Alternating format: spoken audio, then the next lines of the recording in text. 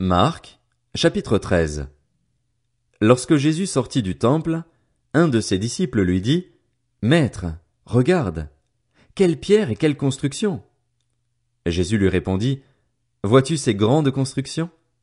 Il ne restera pas pierre sur pierre, tout sera détruit. » Puis il s'assit sur le mont des Oliviers, en face du temple.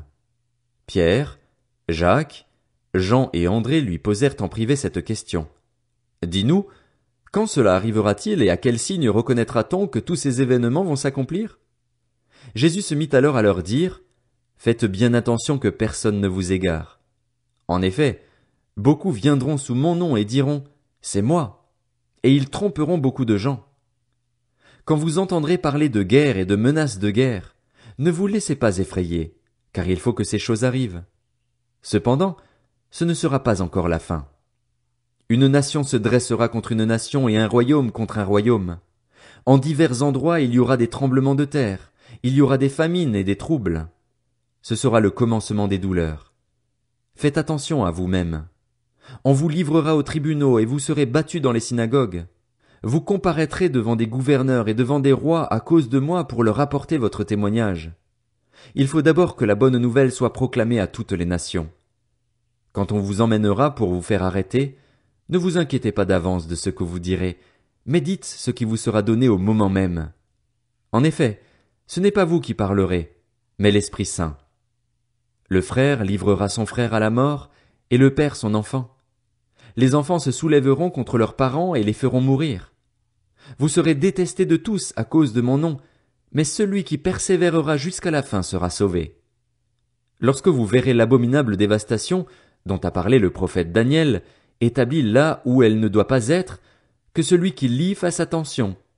Alors, que ceux qui seront en Judée s'enfuient dans les montagnes, que celui qui sera sur le toit ne descende pas et n'entre pas dans sa maison pour prendre quelque chose, et que celui qui sera dans les champs ne retourne pas en arrière pour prendre son manteau. Malheur aux femmes qui seront enceintes et à celles qui allaiteront durant ces jours-là.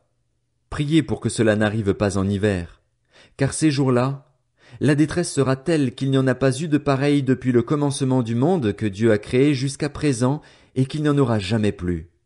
Et si le Seigneur n'avait pas abrégé ces jours, personne ne serait sauvé. Mais il les a abrégés à cause des élus, de ceux qu'il a choisis. Si quelqu'un vous dit alors, « Le Messie est ici » ou « Il est là », ne le croyez pas, car de prétendus Messies et de prétendus prophètes surgiront. Ils feront des prodiges et des signes miraculeux pour tromper, si c'était possible, même ceux qui ont été choisis. Soyez sur vos gardes. Je vous ai tout annoncé d'avance.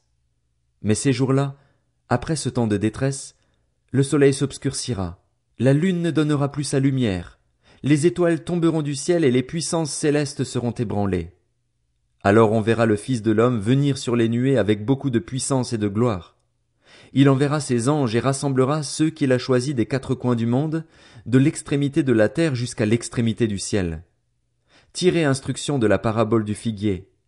Dès que ses branches deviennent tendres et que les feuilles poussent, vous savez que l'été est proche.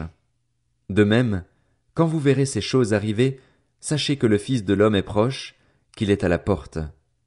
Je vous le dis en vérité, cette génération ne passera pas avant que tout cela n'arrive.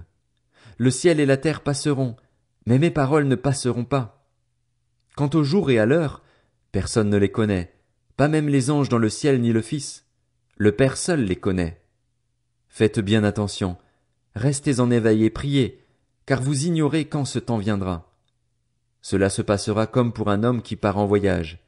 Il laisse sa maison, remet l'autorité à ses serviteurs, indique à chacun son travail et ordonne au portier de rester éveillé.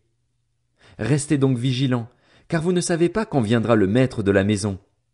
Le soir, ou au milieu de la nuit, ou au chant du coq, ou le matin. Qu'il ne vous trouve pas endormis quand il arrivera tout à coup. Ce que je vous dis, je le dis à tous, restez vigilants.